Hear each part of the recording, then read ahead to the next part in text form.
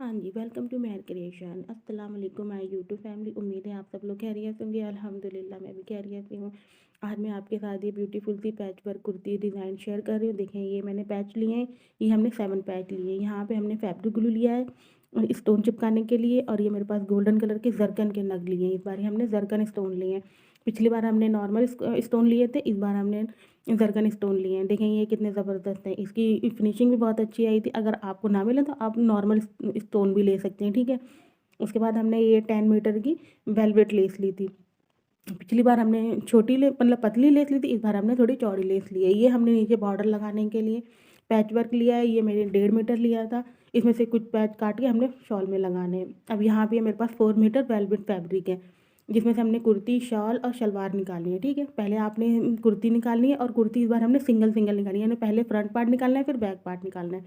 इसे मैंने to fold में कर लिया है। अगर आपका चेस्ट ज़्यादा है तो आपने चेस्ट के हिसाब से फ़ोल्ड करना है, अगर आपकी हिप ज़्यादा है तो आपने हिप के हिसाब से फ़ोल्ड करना है, ठीक है। यहाँ मेरी हिप ज़्यादा थी तो मैंने हिप के हिसाब से इसे फ़ोल्ड किया, ठीक है।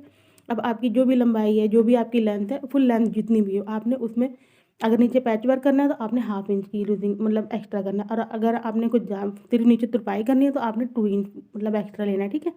अब यहाँ से मैंने 40 एंड हाफ इंच पे लिया था, यानी 40 और 40.5 लिया था, ठीक है। 40 एंड हाफ इंच पे मैंने यहाँ पे मार्क कर दिया है। उसके बाद एक स्ट्रेट लाइन कर लिया। अब आपने शोल्डर विड्थ लेनी है। शोल्डर विड्थ मेरी यहाँ पे 6.5 इंच की थी, यानी तीरा जिसे हम कहते हैं। देखें, अब मैं टेप इस तरह से करके दिखा रही हूँ ताकि आपको ईजिली समझ में आए कि मैंने कितना तीरा लिया है। ये शोल्डर विड्थ हमारी 6.5 इंच की है, ठीक है। अब यहाँ से हमने आर्म होल लेंथ लेनी है। जो हमारी शोल्डर की गोलाई होती है ना, वो हमने यहाँ पे 6.5 इंच की लेनी है, इस तरीके से। फिर आपने वेस्ट मार्क लगाना है 14 इंच पे। सबका वेस्ट मार्क 14 इंच पे ही आता है, थोड़ा ऊपर नीचे हो जाता है अगर कोई लंबाई ज़्यादा है या कम है, ठीक है। यहाँ हिप की जो मार्क हमने लगाना है वो 21 इंच पे मार्क लगाना है। हिप का मार्क आपने 21 इंच पे लगाना है। उसके बाद सभी जो भी लाइनें हमने मार्क लगाए ना, उन्हीं सभी मार्क को आपने स्ट्रेट करना है, ठीक है। यहाँ पे मैंने वीडियो बहुत स्लो रखी है, ज़्यादा फास्ट नहीं की, क्योंकि किसी ने मुझसे कहा था दीदी आप अपनी वीडियो स्लो रखा करें, और आप बहुत अच्छा बनाते हैं तो थोड़ा अच्छे से समझा भी दिया करें। इसी वजह से मैंने आज वीडियो स्लो रखी है, और पूरी अच्छे तरीके से कोशिश की कि मैं आपको बहुत ये सभी मार्क हमारे स्ट्रेट हो चुके हैं। अब आपने जो अभी आपकी चेस्ट है ना, उसका आपने पहले 4 पार्ट करना है, फिर आपने उसमें 1.5 इंच लूजिंग ज़रूर देनी है। अगर आप 2 इंच देना चाहते हैं तो आप 2 इंच भी देते हैं। यहाँ भी आपने वेस्ट जो भी आपकी है उसको 4 पार्ट करना है, फिर उसमें 1.5 इंच की लूजिंग रखनी है। यहाँ भी आपने हिप जो भी आपकी हिप है उसको आपने 4 पार्ट करना है, फिर आपने 1.5 इंच की लूजिंग रखनी है। इसी तरीके से आपने सारे मार्क जो भी हमने मार्क लगाए हैं, अगर आपके पास शेप पट्टी है तो आप शेप पट्टी से भी इसको मार्क को इस तरीके से, जिस तरीके से मैं कर रही हूँ उस तरीके से कर सकते हैं।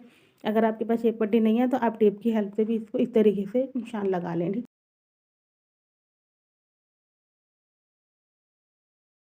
ये सभी मार्क हमने इस तरीके से लगाने, फिर आपने यहाँ पर ये जो हमारी शोल्डर लाइन थी इसको भी कर लिया है।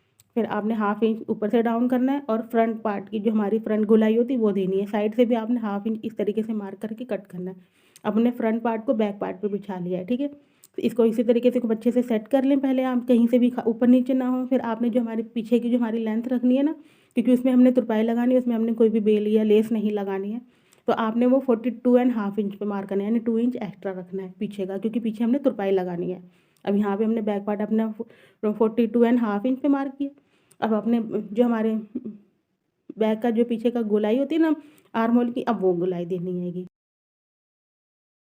तरीके से आपने बैक पार्ट की गोलाई देनी है, फिर आपने कट कर देना है। ये देखिए, ये फ्रंट और बैक पार्ट कर दिया। अब जो साइड से कपड़ा बचा ना, उसमें हमने शॉल निकालनी है। उस कपड़े को आपने बिल्कुल नहीं छेड़ना आएगा। उस कपड़े को आपने बाद में मैं आपको दिखा दूँगी आपने किस तरीके से करना है। अब यहाँ से हमने शलवार निकालनी है। सलवार के लिए हमने 2 फोल्ड किया है। फिर हमने इसे 3 जो हमारा जिसे हम पार्ट भी कहते हैं, कुंदे भी कहते हैं, बहुत से लोग कुंदा जिसे कहते हैं, वो कर लिया। उसकी लेंथ हमने 30 इंच रखी। शलवार की कटिंग हो रही है यहाँ पे, ठीक है। अब हमने यहाँ पे इसमें 30 इंच की लेंथ रख पहले हमने अपने पार्ट की लेंथ रखी है, और ये जो चौड़ाई हमने इसकी रखी थी हमने 8 इंच रखी है। अगर आपको कम से रखनी है तो आप कम भी रख सकते हैं। यहाँ पे मैंने जो हमारा उधर से फैब्रिक बचा था उसको उस साइड पे लाके 4 फोल्ड कर लिया है, ठीक है।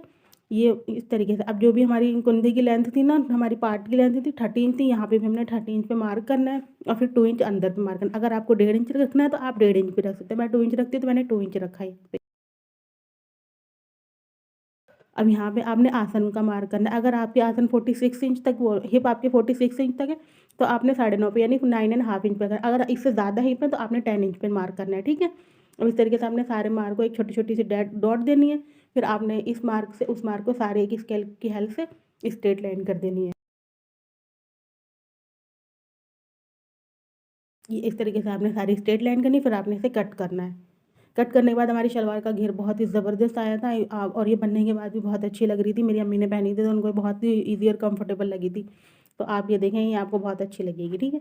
ये इस तरीके से हमारी कटिंग हुई। हमने यहाँ पे बेल्ट की कटिंग नहीं करी है क्योंकि बेल्ट मुझे शंथून फैब्रिक की लगानी थी, वो उस वक़्त मेरे पास मौजूद नहीं था, ठीक है। तो ये यहाँ पर हमने जो हमारी नीचे कलाई होती है ना बाजू की, वो मोहरी वो हमने 7 इंच रखी है और इसकी लेंथ हमने 20 इंच रखी है। अब जो आपकी हम आर्म होल की जो हम अपनी स्लीव की जो कटिंग करें उसकी विड्थ जो है, जो भी आपका चेस्ट का 4 पार्ट है उसमें 1 इंच प्लस करके आपने यहाँ मार्क करना है पहले एक, इस तरीके से। फिर आपने ऊपर से 3 इंच पे डाउन करना है। ये 3 इंच पे आपका डाउन हो गया। फिर आपने सेकंड जो उस तरफ बंद साइड ना, वहाँ से पहले 3 इंच पे मार्क करना है, फिर वहाँ 3 इंच से आपने गोलाई देनी शुरू करनी है। शुरू से गोलाई दें बिल्कुल ना दें, 3 इंच के बाद ही गोलाई दें, इस तरीके से, ठीक है। इसे इस तरीके से स्ट्रेट कर दें बिल्कुल, मतलब जैसे भी आपने लाइन लगाई ना मैंने स्टेप शेप पट्टी से, इस तरीके से ऐसे आप लाइन लगा लें पूरी। अब इसको कट कर दें। अब ये जो इधर से कपड़ा दिख रहा है ना बचा हुआ, इसमें आपकी आराम से बेल्ट निकल आएगी। अगर कोई वेलवेट की बेल्ट लगाना चाहता है तो वेलवेट की बेल्ट भी लगा सकता है, ठीक है। ये जो कपड़ा हमारा साइडों से बचा था ना कुर्ती के काटने के बाद, उसमें ये हमारी खूब अच्छी सी शॉल निकल कर आई। ये शॉल हमारी 2.25 की शॉल निकली थी। अब ये देखिए, मैं आपको इसकी मेजर करके दिखा रही हूँ कि मेरी 2.25 की खूब अच्छी शॉल निकली है। इसमें हमने सिर्फ आपको कटिंग दिखाई है, बेल्ट की कटिंग मैं आपको बाद में बता दूँगी। ये इसमें सिर्फ हमने हमने कुर्ती की, शलवार की, शॉल की कटिंग आपको दिखाई है आराम से। अब आगे मैं धीरे-धीरे आपको सारी वीडियो दिखाऊँगी ताकि आपको भी बहुत अच्छे से समझ में हाँ जी, तो ये देखिए मेरी 2.25 की शॉल बहुत अच्छी से निकल के आई। अब साइडों से जो कपड़ा हमारा ऊपर-नीचे है ना, उसे आपने एकदम सीधा करके स्ट्रेट कर देना है, ठीक है। और मेरी वीडियो पसंद आई तो मेरे चैनल को लाइक, शेयर, सब्सक्राइब करें और आगे इंटरेस्टिंग वीडियो देखने के लिए मेरे चैनल के साथ जुड़े रहें। अपना बहुत सारा ख्याल रखें। अल्लाह हाफ़िज़।